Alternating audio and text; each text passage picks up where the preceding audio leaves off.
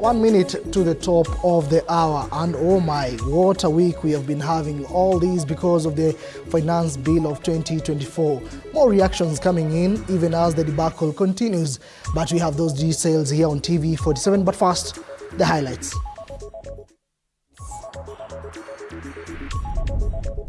President Ruto and his deputy attends Sunday service at the Anglican Church of Kenya, Diocese of Nyahururu, amid Gen Z revolt. Proponents of the Finance Bill 2024 are now urging the youth to accept the bill as it is. What our youth have shown is that they are interested in the running of the affairs of this country. And Kenya Union of Clinical Officers have threatened to hold regional demonstrations, decrying county government's intimidation. Today here we were meeting our members because we are planning also the regional demonstration. Once again, good afternoon, the 23rd day of June, the year being 2024. Welcome to the broadcast. My name is Moigi William. Let us bring you up to speed with the latest. Starting off, as the 2024 finance bill continues to face opposition, pro-government leaders are now urging the youth to accept the bill, emphasizing its great benefits to the country. Led by President Ruto's aide, Farouk Kibet, the leaders assert that MPs pass the bill to achieve the Kenyan government's goal and ensure the benefit of all Kenyans. Take a look. Competes as an athlete. Matenzini nimeona mumetuwakilisha, karibu muzimamishe nchi, na ni haki ya kila mtu kwenda huko nje kupicket, na constitution yetu ya 2010 imeitikisha tukuwe na freedom of speech. Kwa hivyo ile kitu wale jenzi walifanya pale Nairobi na zile parts zingine za Kenya, hiyo ni haki yao. Na sisi pia tuko na taifa ambaye lazima ichunguze kwa magini watu wanaendesha propaganda kupita kiwango. Hakuna Mkenya ambaye anatakia Wakenya wengine mambo mabaya.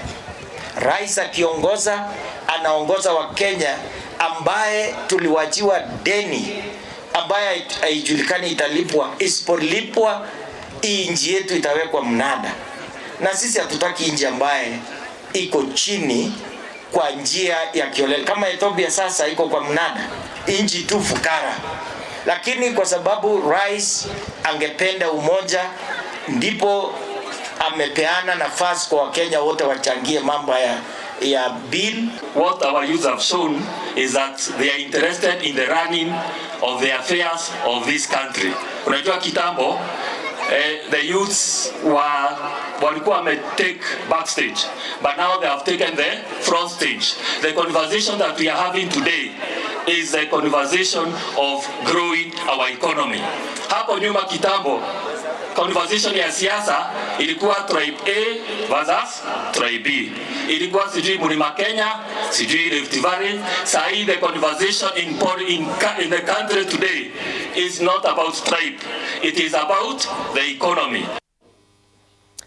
And Florence Atieno, the Nairobi Regional Coordinator for Westlands Member of Parliament Tim Wanyonyi, commonly known as a T-Spesa, has been reported missing since yesterday. The family claim that she was abducted violently by armed gunmen at around 10 p.m. and ferried away in a vehicle registered KCS 066S, and now want the authorities to help them find their loved one. Hapa kwa tetesi kubwa sana kufuatilia mambo ya abduction ama dramatic arrest ya dada yetu Florence Atieno ambaye anajulikana kama Florence Atispesa kutoka Westlands constituency. Atispesa ni mwanasiasa shupavu sana hapa Nairobi ambaye kila mtu anamjua.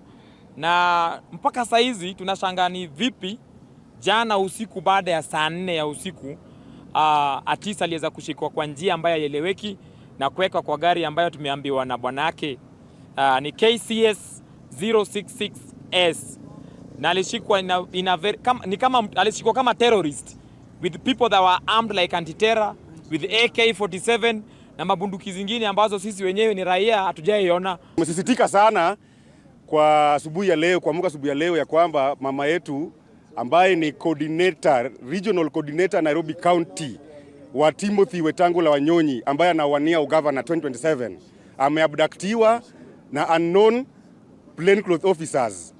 So as she was abducted, alinyang'anywa simu ikazimwa na atujui mahali hapo. Up to now tumemtrace, tumetoka DCI, sasa tuko hapa Nairobi area na hatujapata ripoti yoyote mahali hako. And Trans Nzoia County boss George Natembeya has continued to criticize the impurged 2024 finance bill, highlighting the dangers the country may be exposed to once it's passed. Speaking in Kitale, the governor challenged leaders who are supporting the bill to pay attention to the concerns raised by Kenyans, stating that responsible leadership is crucial in addressing challenges rather faced by Kenyans. Sisi tunasema hivi, kama kuna pesa zozote zitakuwa katika ile bajeti, lazima ziwe pesa ambazo zinahakikisha kwamba kuna mazingira mema. Lakini kwa sasa, kwa sababu ushuru unaenda juu, kampuni zote zimeenda Rwanda, zimeenda Tanzania, kazi zote zimeenda katika nchi zingine. Hii mambo ya taxation sio jambo tunafinya wananchi wakaenda hapa chini peke yake. Inaharibu uchumi, kazi zetu zote zimeenda. Na mimi huwa naambia watu wetu, viongozi wenzangu, wakati umechaguliwa na watu, tafuta nafasi uende ona watu yako wanakaa namna gani. Hawa viongozi wanakimbia, maana ameambia tuko hapa kwa club kuja tukakule nyama. Akifika pala naambia utakula ya kuku, ama utakula ya samaki, ama utakula ya mbuzi, ama utakula na chapati na ugali, ama utakula na matoke. Wanaenda kuchagua. Hapa mimi najua kuna wamama wetu hapa, anaomba tu Mwenyezi Mungu ampatie unga, aenda apige ugali, watoto wakule na maji ya chumvi. Hiyo ndio sisi tuko. Tutaangaliaje maslahi ya mwananchi wa kawaida atoke pale chini aende huko juu. All right, now let us shift gears away from matters Finance Bill 2024. Clinical officers in Embu County have affirmed that they are still on strike, vowing to hold demonstrations in Embu town to push for their unaddressed grievances. Speaking after a meeting with Embu Union officials, Kenya Union of Clinical Officers General Secretary George Maroa said that the union will not relent until the government fulfills their demands. Among their complaints is the stagnation in one job group for more than 10 years that she termed as a dubious contract.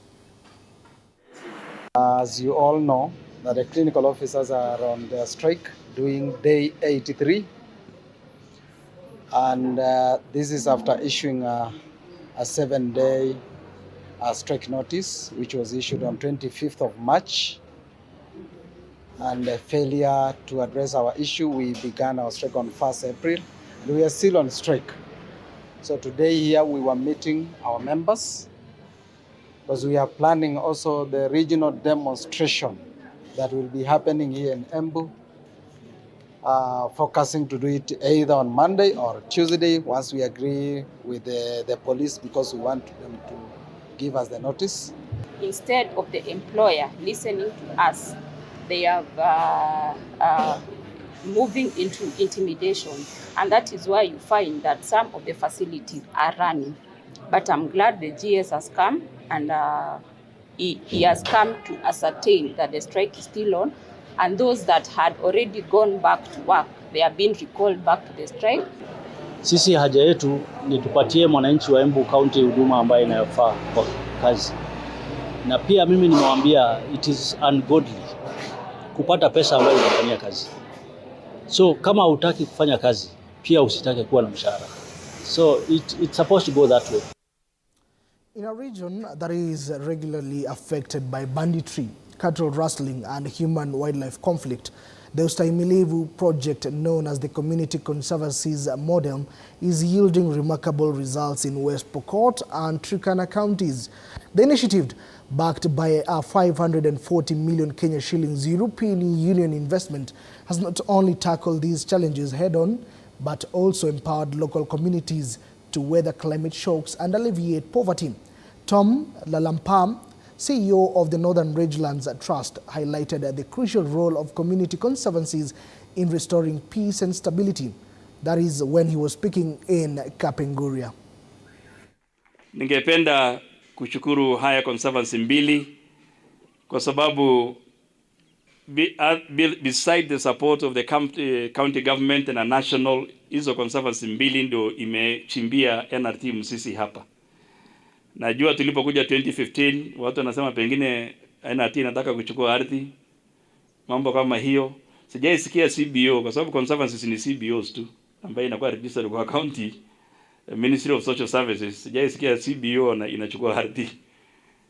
Na Masoro iko na referral hostels, iko na towns, pelo namna hiyo. Nani anaweza thubutu kuiba ma referral hostels, mashule, ma secondary.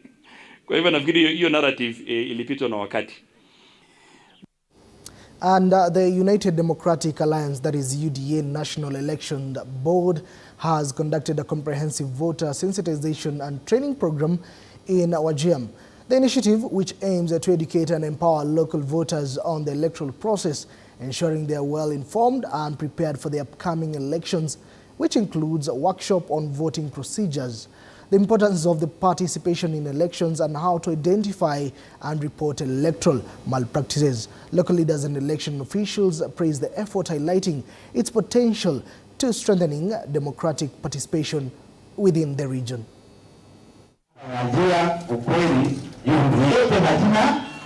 Tumekutana na kongamano la viongozi na aspirants na hata members ili tuwaelezee jinsi ambavyo hizi kura tunazipiga.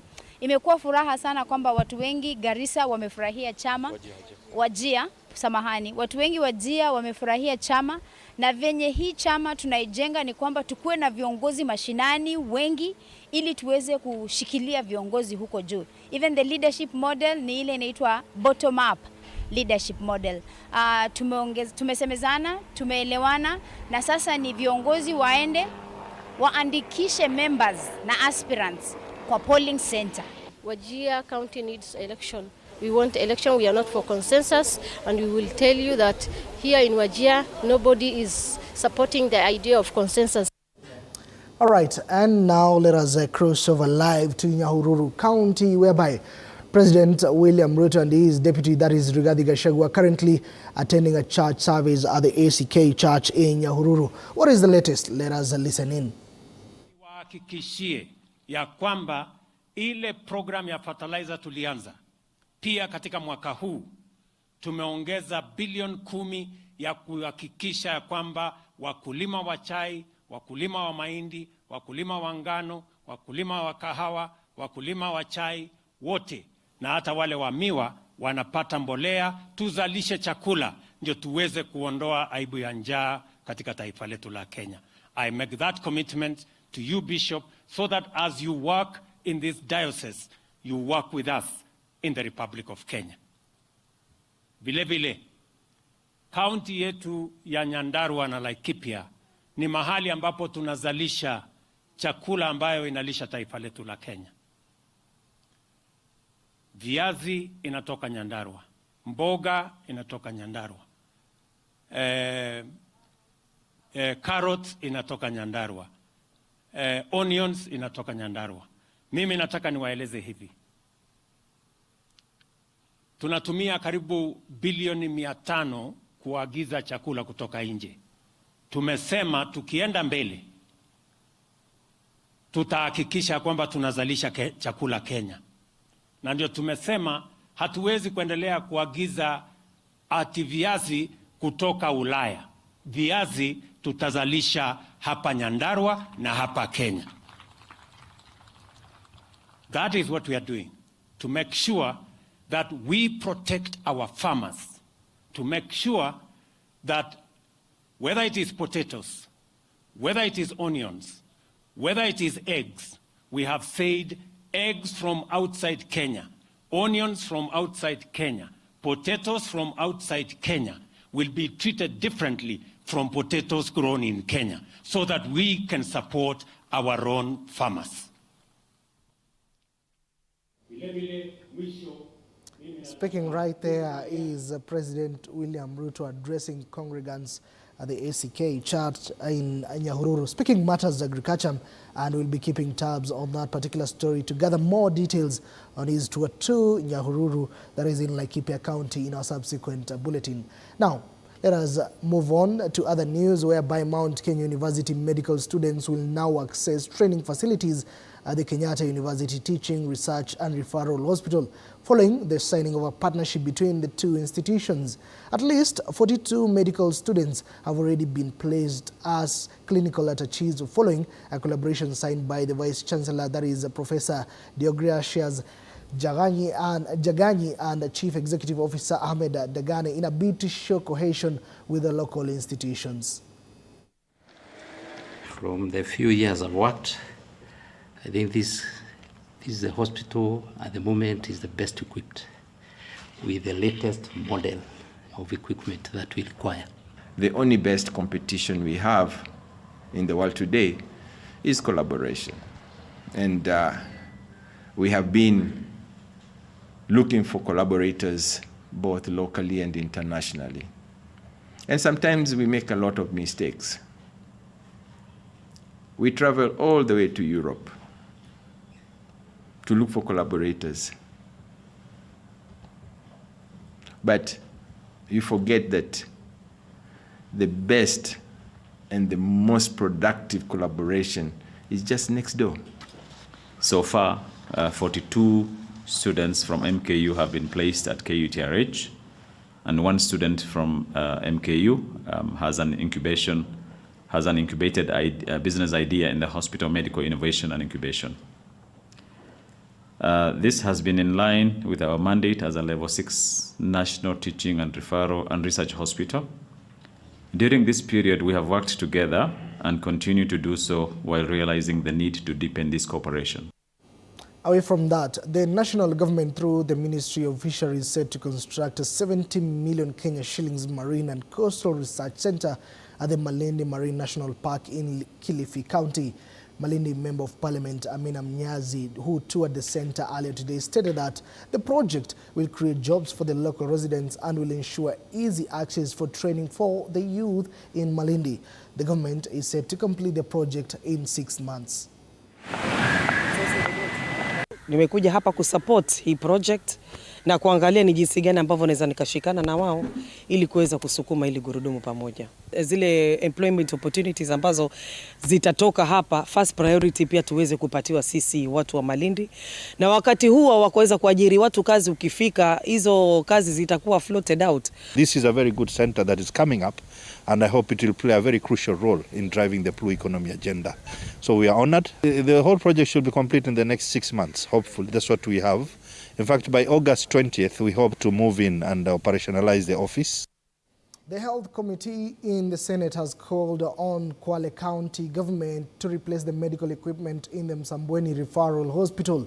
Speaking during an inspection visit in the hospital, the chairperson of the committee, who is also the senator for Uasin Gishu, that is Jackson Mandago, mentioned that the equipment used is old and needs to be replaced.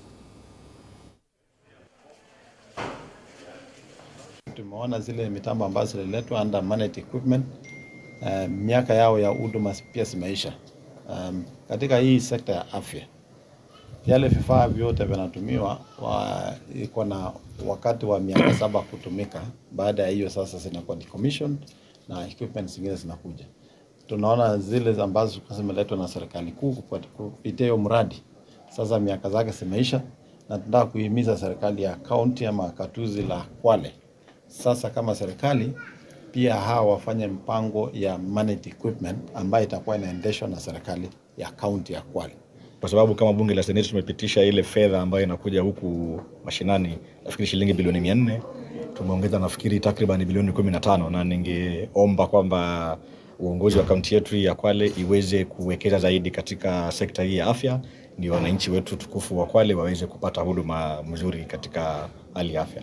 Kama kaunti tuko na shida ama uhaba wa wauguzi katika kaunti yetu. Niombe tu katika ile sheria ya capping ya 35% ambayo imewekwa na SRC, kama kuna vile ambavyo tunaweza saidika ya kwamba kama kaunti tuweze kuongezewa, basi tutafurahia, kwa sababu tutaweza kuongeza wale wahudumu wetu. All right, and away from matters held in Msambweni, let us shift gears to Embu County, whereby already the Jomo Kenyatta Children's Home in Embu has gotten a boost after receiving assorted item donations, including foodstuffs. clothing and sanitary items from the Engineers Board of Kenya as a way of giving back to the community. Speaking after handing over the donations, Engineer Grace Onyango said that the activity was a way for the interns to learn their responsibility to the society. The board is running an internship program for graduate engineers across the country at the Kenya School of Government to train them on becoming professionals. This Jomo Kenyatta Foundation home, for children, and we came and we spoke and we saw what they do. Napata wageni toka Engineer Board of Kenya, young graduates engineers, those who are going to build Kenya. Naleta chakula mingi sana. Nasaidia hii Jomo Kenyatta Children Home. Iko na chakula aina wote, iko mchele iko maize iko, sabuni iko. The programs that we run is an internship program for graduate engineers. We recruit graduate engineers from different universities and from different ethnicities, different backgrounds from all corners of Kenya, and to train them so that they are able to become professional engineers. But aside from that, one of the skills that we want them to learn in the program is their responsibility to society, so that they are not just technically competent, but they need to have that heart for the society where they are going to work in. That is a noble cause there by the engineers. The government's affordable housing project in Anyuki has garnered praise for the many opportunities it brings to the community. Currently at 42% completion, the project has become a vital source of employment for local residents, creating a ready market for informal sector products and construction materials.